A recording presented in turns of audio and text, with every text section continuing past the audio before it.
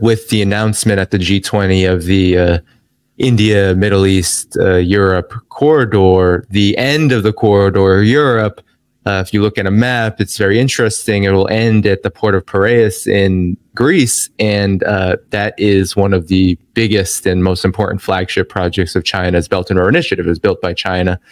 And that's where this corridor would supposedly end. If anything gets built at all, which I am with you, Alexander, I don't think India has any high hopes for this. And I don't think really any country has high hopes for how significant that announcement is. But maybe for like a final comment on this, guys, on this multipolar world development, we haven't spoken since the BRICS expansion. Now I think Bashar al-Assad is in China, having high-level meetings there. It just seems like as the Ukraine conflict goes on longer and longer, and even as the United States tap dances and tiptoes around a conflict with China, and of course tries to push Russia into more dangerous escalations, it seems like this world order that it has constructed along with its European allies or vassals, however you want to see them, is falling apart.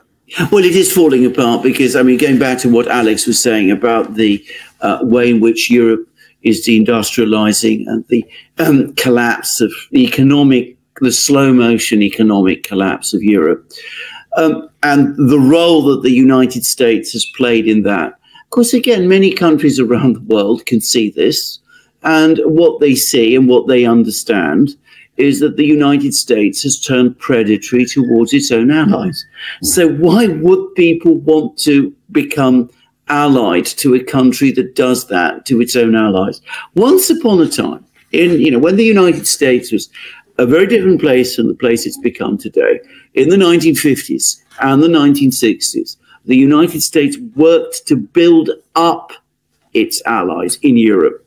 It played a major role in reconstructing Europe after the Second World War because it saw that as a way of making America itself stronger. It had strong allies. It was the strongest country and it had strong allies. Now it's a less strong country and it wants weaker allies. And it is not a good impression to convey around the world.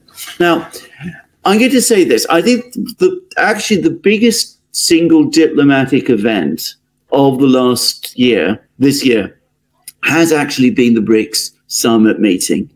And the key thing was that in the run-up to it, there was lots of hopes in the West that India and China would somehow clash and that things wouldn't work out, and that the Indians and the Chinese would somehow cancel themselves out at the BRICS summit and that we wouldn't see very much happen. It turned out otherwise. The Indians and the Chinese clearly have issues with each other, and they manifestly do. But they're clearly also both very interested in developing the BRICS. And critically, they work together. They work together to expand the BRICS. They work together also to build up BRICS's financial architecture and BRICS's new trading system. And in some respects, by the way, India benefits from that even more than China does, because India is an importer, unlike China. Its currency is even more tightly controlled, much more tightly controlled than the Chinese currency is. It's even more difficult to take rupees out of India and use them than it is to take RMB out of China, for example. So the Indians went along with, they didn't go along. They were part of the team. And we saw the same thing happen, and this is critically important, at the G20. Now, India chaired the G20 meeting, and they made sure, firstly, that Zelensky, we've discussed how unpopular he is with world leaders, they made it clear they did not want Zelensky there. And again, they worked with the Chinese to make sure that the final statement that came out of the G20 reflected, as the Financial Times put it, Chinese talking points. So on Ukraine, this is the one that got the most attention. I mean, the G20 statement really was so neutral that it was actually more pro-Russian than anything. But on all sorts of other things, on multipolarity, on creating a more democratic balance around the world, the G20 summit meeting that the Indians shared reflected very much the BRICS agenda. And there's two things to say. The Indians were able to do that because they were able to leverage the effect of the BRICS summit in Johannesburg before, so that when the Americans and the Western powers were unhappy, well, they couldn't just let the G20 collapse, because at that point, so many other countries would just have drifted even further towards the BRICS. So the BRICS is now a rival to the G20, but it is having an effect on the G20. It is making the G20 start to follow increasingly a BRICS agenda. So the Indians used that very skillfully. And of course, the result was that India and China work together. Now, there was a lot of tension before the summit about the fact that Xi Jinping didn't turn up in Delhi. I have no doubt at all that that was agreed by the Chinese and the Indians in advance. Modi and Xi Jinping had a very good meeting during the BRICS summit in Johannesburg. The reason Xi Jinping didn't come to Delhi, and I've said this many times, is because he didn't want to meet Joe Biden there. He didn't want to be maneuvered into a meeting with Joe Biden at a time like this, when the United States wants everybody to think that the relations between China and the United States are good when they are actually bad. And that was why he stayed away. And by staying away, he actually made it easier for the Chinese, working with the Indians, working with Modi. They made it easier for Modi specifically to shape the G20 very much in the sort of BRICS China direction. It's very skillfully executed, very clever, intelligent diplomacy, and it should bury this idea that India and China are adversaries. They are countries, big countries, with major problems. They have many things that they need to sort out with each other, but both ultimately have the same strategic endpoint, which is a multipolar system. Alex, any last words on multipolarity? Yeah, it's just such a mismatch. You know, I'm listening to what Alexander's saying, and that's the word that comes to my mind. It's a mismatch. You know, on a diplomacy level, it's you know, the China, India, Russia, Lavrov, you know, they're going up against who? Baerbock, Blinken, Sullivan, Biden? Really? I mean, it really is a mismatch. And you know, I remember when Biden got elected with the 81 million votes, and everyone on CNN and MSNBC, they were so excited because now the adults are back in the White House. Now we've got a foreign policy guru, a master in Biden. He's going to take over, and he's going to make everything right in the world. It has been a freaking disaster, a train wreck of a foreign policy from the Biden White House. Biden should have stayed away from Ukraine. He is knee deep in all kinds of stuff with Ukraine. Who in God's name advised or pushed Biden, the Biden White House, to go full speed into Ukraine? I don't know who, but boy, that person, I hope that person has been fired, because that was the worst foreign policy decision ever in the history of foreign policy decisions that I remember from a president. This has been the worst one. They've destroyed Ukraine. They went in there to destroy Russia. Let's not forget what the main purpose was to destroy Russia. Destroy Russia, regime change of Putin, get into Russia, balkanize it, and then everyone can just rush into what is now a broken up Russia, and they can just take anything they want. They can take the gas, they can take the oil, they can take the minerals, the diamonds, everything, and everyone was going to be happy, right? That's what they thought was going to happen. They made a mess of it. Russia is now better off. Russia and China are stronger. BRICS is stronger. Ukraine's a wreck. Germany is a wreck. Europe is a wreck. And Biden now is involved in all kinds of scandals that now people are openly talking about. And where do all of Biden's troubles come from? His dealings with Ukraine back in 2014, 2015 with Obama and the coup that they made happen there. Biden should have stayed away from Ukraine. He should have never talked about it, mentioned it. He should have just called up whoever was president, Zelensky, whoever, and just said, look, do whatever Russia tells you to do. I'm out. I don't want anything to do with Ukraine. Don't talk to me about Ukraine. I got what I wanted with the coup. Hunter got what he wanted, what he needed. We're all good. That should have been their policy. Instead, they destroyed everything. BRICS is strong. Everyone's talking about BRICS. BRICS is the game in town. Let's be honest. No one talks about the G7 or G20. Who cares about the G7 or G20? No one cares. They came and went really fast, especially the G20 came and went. You have Iran and Saudi Arabia in the same organization. Same organization. Yeah. This has been a foreign policy disaster of epic proportions. And it all started because they thought that they could get regime change in Russia and destroy Russia. That's what they thought. Whoever put this idea out there in the beginning of the Biden administration and said, this is my master plan, let's do it, and everyone agreed to it. One day I hope to find out. Yeah. I don't know. Who do you think is the mastermind behind all of this, Alexander and Danny? I mean, I have no idea, but wow, what a mistake they made. I don't know who it was. I mean, most probably someone connected with the Nuland Kagan family, I would guess. But they're the people who come up with a lot of these ideas.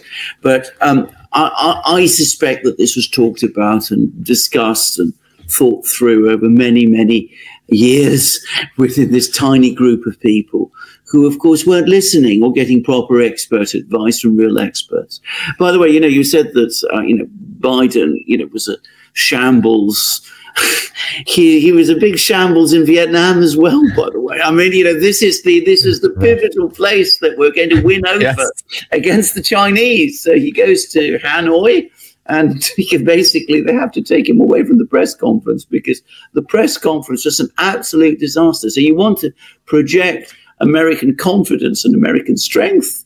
Well, I think that even a lot of his supporters within the political establishment, I think that press conference in Hanoi would have been a major, a moment when a lot of them said to themselves, well, this can't go on like this. This is an impossible situation.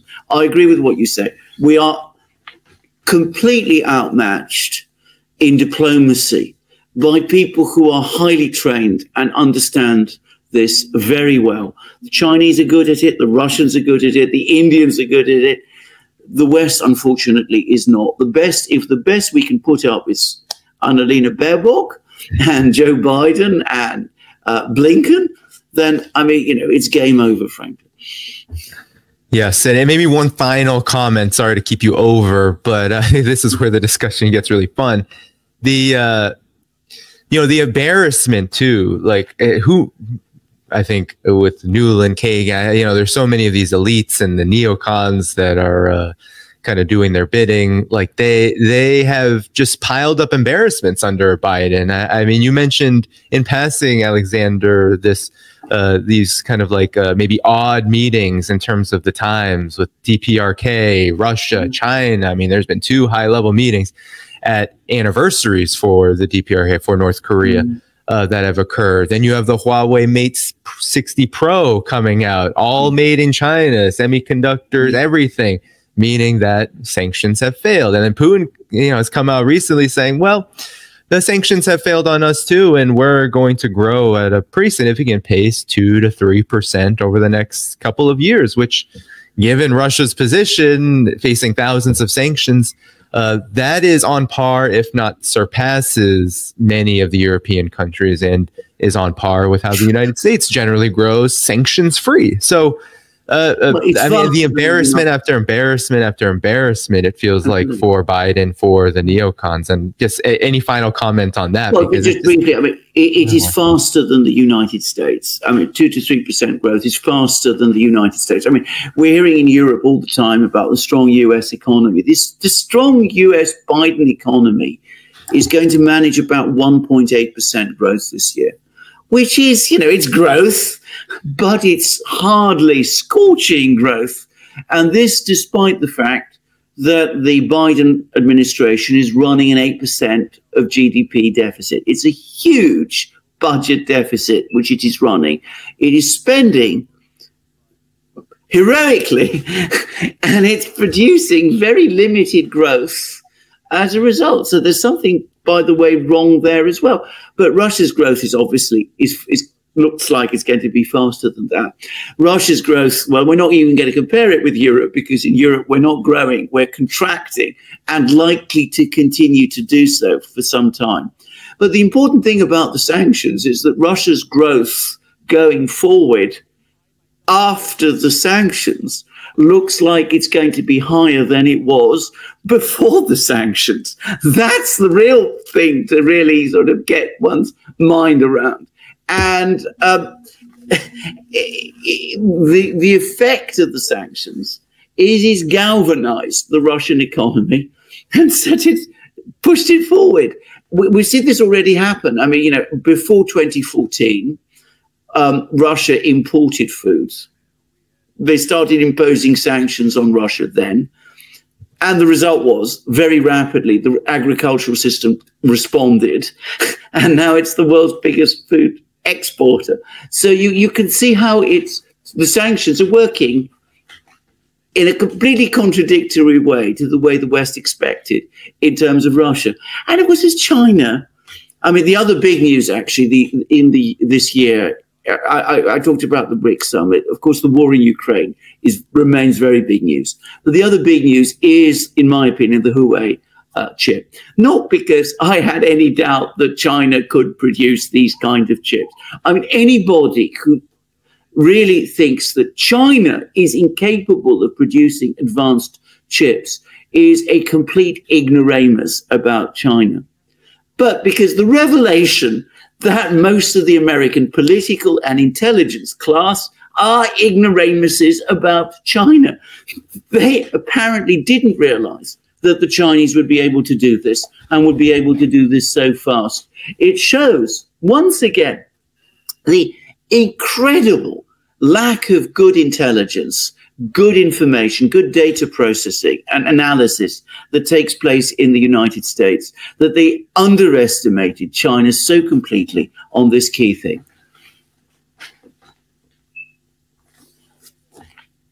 Yeah. China can't build chips. Russia is a gas station masquerading as a country, and the big counteroffensive is going to reach the Sea of Azov in 5 days because the Russians are going to run away at the first sight of the Ukraine military. They buy into all of their propaganda. I mean, they really do buy into all of their own propaganda. They create the propaganda, and then they end up believing and internalizing their own propaganda. And they build policy on top of this propaganda that they've internalized. And it just keeps on going, keeps on going.